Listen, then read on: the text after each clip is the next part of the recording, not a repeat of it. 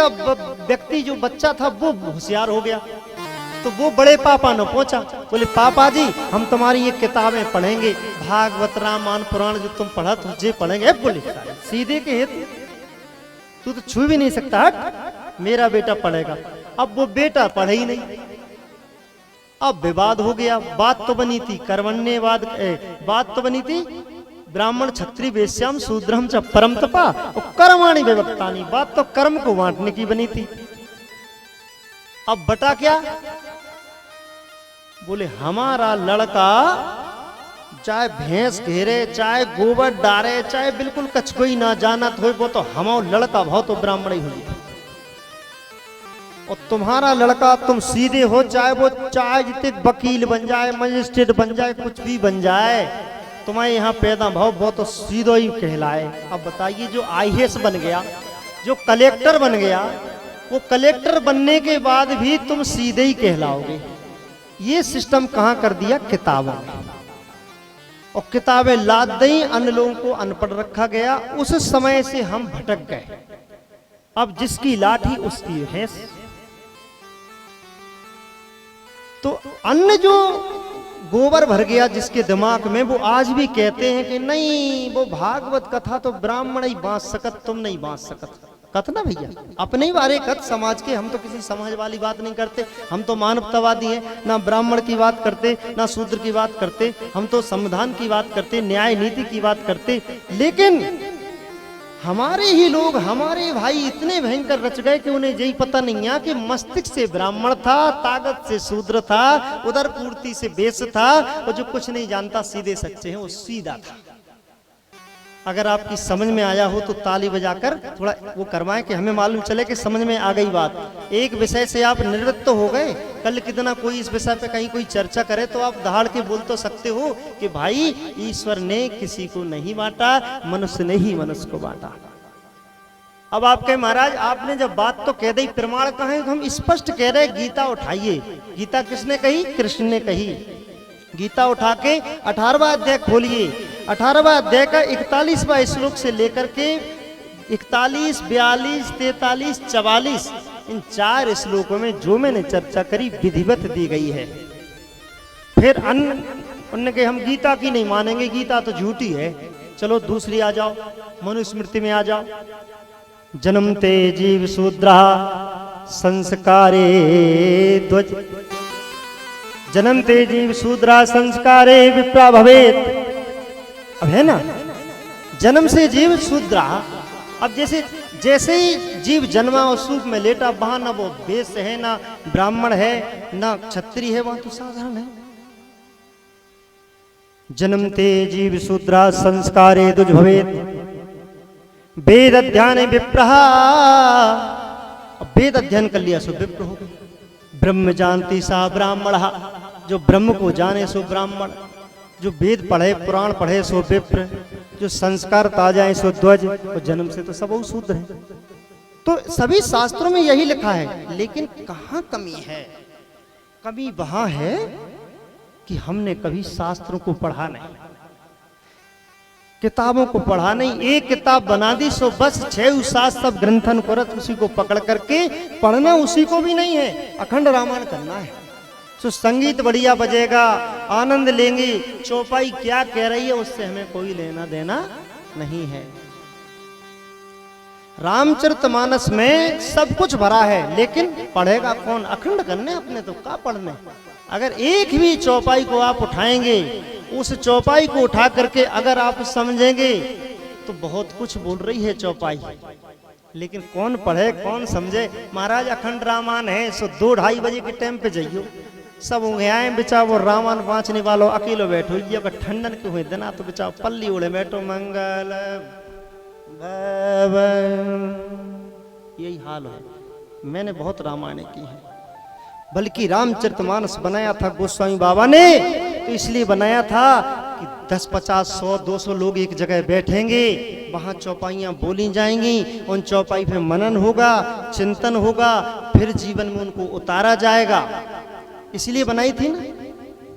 लेकिन नहीं, अखंड रामायण करो, बस देवता प्रसन्न हो जाए। मैं एक बहुत बड़ी बात इस भागवत मंच से बोलना चाहता हूँ, ये जितने भी भागवत है, रामायण है, देवताओं के लिए नहीं बनाई गई है, ये तुम्हारे लिए बनाई गई है, ये तुम्हारे लिए बनाई गई है। मैं 3 बार फिर कहूंगा, ये तुम्हारे लिए बनाई गई है। देवी देवता तो परम ज्ञानी है, परम दक्ष है, बिना रामायण पढ़ने, रामायण सुनने, लेकिन बना दिया हग्गा। हग्गा जानते हो, लड़ाइया फेंकते हर साल एक। बोले जाओ शंकर जी को सुना। अरे शंकर जी खुद ही रामायण उत्पत्ति वही रच महेश निज मानस राखा, पाए सु समय शिवासन भाका। जिनके अंतःकरण से रामचरितमानस निकल रहा हो, उन्हें सुनाओगे तुम रामायण? रामायण किसी शंकर जी को सुनाने के लिए नहीं बनाई गई। रामायण जी आपके जीवन को पवित्र करने के लिए, जीवन को ऊंचा उठाने के लिए, घर में गृहस्थी का समाधान बनाने के लिए रामायण रची गई है। और हम पागल बन गए, सो शंकर जी को सुना दो बस, हमें का करने सुन के, सो घुर्राटे मार रहा है अपने घरे। मैंने देखी रामायण बनारस क्षेत्र में रामचरितमानस का पाठ होता है अखंड। 10,000 रुपया दो, बांचने वाले बांचते रहेंगे, और जो करवा रहे हैं वो घुर्राट मार के सोते रहेंगे। क्या विडंबना इस कलयुग में हमारे शास्त्रों की हो रही है। यह घोरे कलो प्रायो जीवस्ता सुनतागतः कलेश क्रांतम तसेव शोधने की ये परायण। इस घोर कलयुग में लोग आसुरी स्वभाव के हो गए हैं। इनको देव संपदा का बनाने के लिए ये जो है श्लोक, पहले स्कंद का पहले अध्याय का 6वां श्लोक सुखदेव जी बोल रहे हैं।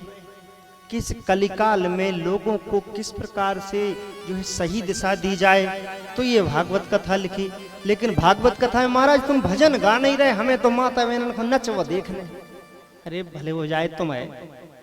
अरे जब भगवान कन्हैया को जन्म हुई, सो अपने आप भजन हुई है, बधाइयां हुई हैं। आज से लेके जित देखो तो भजने भजन तो चलने। आज एक तक की तो ज्ञान की कथा है, फिर तो कन्हैया की भक्ति की कथा आने वाली है। और भक्ति महारानी तो नृत्य करती हैं। 2-4 लोगों की कहीं हम कथा कहने जाते हैं, यहाँ की बात नहीं कर रहे, तो कहते महाराज तुम भजन नहीं गा रहे। अरे महाराज भजन ही भजन गा है, लेकिन कम से कम भजन को समझ तो लो, भजन है का भाई। भजन को समझा नहीं और माला घुमावे लगे।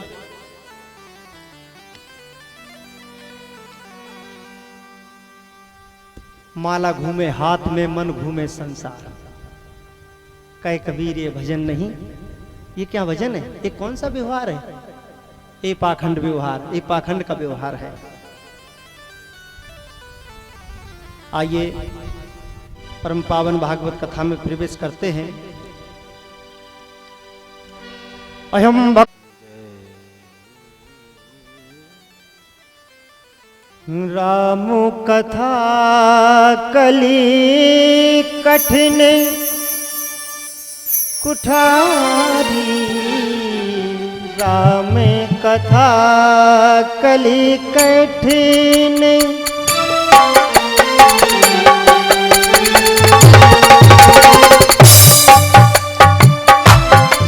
लेकिन कुठारी की भी जरूरत नहीं है। कुल्हाड़ी तो हिंसक होती है। और मीठी चौपाई लिखी गोस्वामी जी ने। राम कथा सुंदर करितारी। राम कथा सुंदर करतारी। संशय बेहग उड़ा बनहारी। संशय बिहग उड़ा बनहारी। संशय बेहग उड़ा बनहारी।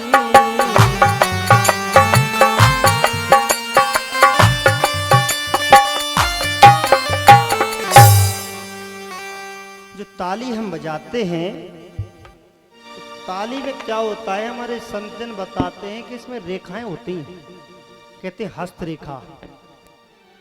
यद्यपि वैज्ञानिक दृष्टिकोण से देखा जाए तो इसका कोई साक्ष्य नहीं है, लेकिन हमारे शास्त्रों में बताया है कि भगवान के कीर्तन में ताली बजाने से, राम कथा में ताली बजाने से क्या होता है, हमारी कठिन रेखाएं मिट जाती हैं। कौन सी कठिन? बोले मंत्र महामणि विषय में ब्यालो के मंत्र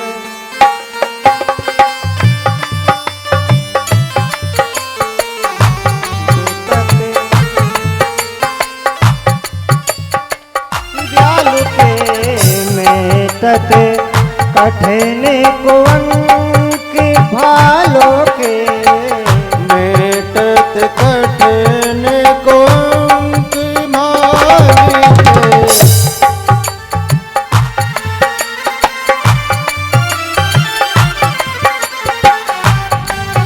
मंत्र महामणि विषम ब्याल के मेटत कठिन कुंक वाल के। कहते हैं कि परमात्मा ने लिख दिया हाथों में। तो परमात्मा की कथा सुनने से, उनके कीर्तन में ताली बजाने से रेखाओं में परिवर्तन हो जाता है।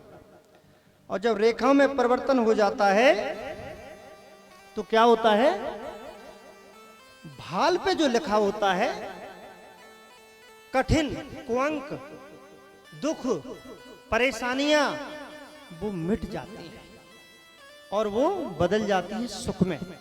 ऐसी सुंदर राम कथा है। तो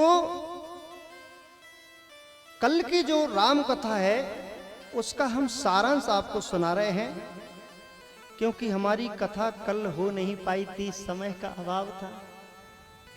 और इस कलयुग में राम कथा का बहुत महत्व बताया है।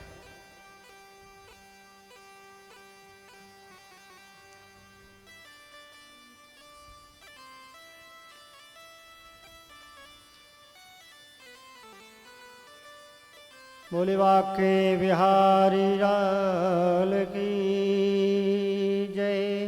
जय।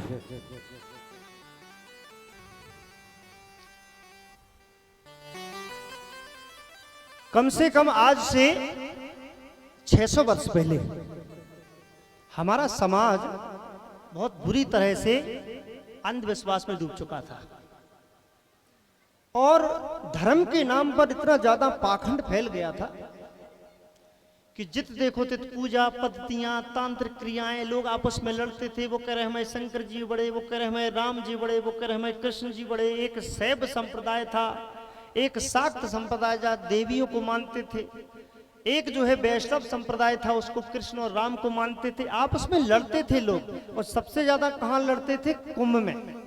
वो कहते हम पहले स्नान करेंगे, हमें शंकर जी बड़े। वे कह रहे हम पहले स्नान करेंगे, हमारे जो है राम जी बड़े। ऐसी स्थिति को जब गोस्वामी बाबा तुलसीदास जी ने देखा कि हमारे समाज की बड़ी विडंबना है, तो उन्होंने सोचा मैं एक ऐसे शास्त्र का निर्माण करूं जो हमें एक कर दे, हमें तोड़े ना। तोड़ने वाले तो बहुत हुए, जोड़ने वाला एक काव्य लिखूं। तो उन्होंने एक काव्य लिखा जिसका नाम रखा श्री राम चरित्र मानस। राम चरित्र मानस, इस कोट वर्ड है। अगर इसको सही वांचे तो अगर सही इसको समझना है तो होगा मानस चरित्र राम। ये समझ लीजिए रामचरितमानस का सही अर्थ। लोगों ने रामचरितमानस पढ़ना शुरू किया, सो सबसे पहले राम बनना प्रारंभ कर दिया कि राम बनेंगे हम तो। सो राम बनना शुरू किया, चरित्र पे नहीं दिया ख्याल। क्या होना चाहिए था? चरित्र मानस, मानस चरित्र राम। सो पकड़ लिया राम चरित्र मानस। सो पहले राम बनेंगे, फिर देखेंगे चरित्र को मानस से कोई लेना ही देना नहीं है। सो क्या बनेंगे? आसाराम राम रहीम बनेंगे ना, क्योंकि चरित्र से क्या लेना देना है। और गोस्वामी जी ने लिखा था चरित्र, सबसे पहले चरित्र। चरित्र हमारा परपक्व है, चरित्र हमारा राम जी जैसा है, चरित्र हमारा माता जानकी जैसा है, तो हमारा मानस कितना पवित्र हो जाएगा ना। और जैसे ही हमारा मानस पवित्र हो जाएगा, फिर हमारे जीवन में राम जैसे आचरण आ जाएंगे। इसका अर्थ यह है रामचरितमानस। लेकिन लोगों ने क्या किया? भटक गए और भटक करके केवल रामायण को पढ़ना शुरू कर दिया, उसको जीना भूल गए। आज हम वो रामायण की कथा सुनाने जा रहे हैं जो आपको सुनाई नहीं गई। क्योंकि गोस्वामी बाबा के बाद कुछ लोगों ने रामचरितमानस में काफी परिवर्तन कर दिए, रूपांतर कर दिए, और परिणाम ये हुआ कि हम रामायण से दूर हो गए।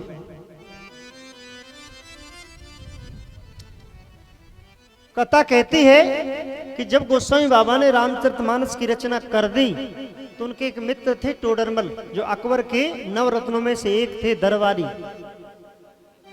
तो सभी उस क्षेत्र के जो विद्वान जन थे वो उस रामायण को नष्ट करने के लिए उतारू हो गए।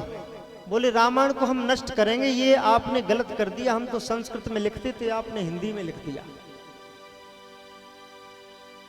तो नष्ट करने का भी प्रारंभ किया। तो उन्होंने एक प्रति अपने मित्र टोडरमल के पास रख दी, दूसरी प्रति को, जो रियल प्रति थी वो तो टोडरमल के पास रख दी, और जो नकली प्रति गोस्वामी जी ने बनाई थी उसको जमुना जी में विसर्जित कर दिया गया कुछ विद्वानों द्वारा। बाद में वही प्रति मिली जिसका कहते हैं सुंदरकांड और अयोध्या कांड प्राप्त हो सका, शेष जोड़ तोड़ के आज रामचरितमानस बना है। तो उसमें काफी सामग्री ऐसी डाल दी गई है जो विवादित है, और अगर एक अर्थ से समझा जाए तो रामचरितमानस में कुछ भी विवाद नहीं है, हमारी समझ का दोष है, हम समझ नहीं पाते, समय नहीं है, इसलिए हम थोड़ा सा संक्षिप्त में ही बताएंगे।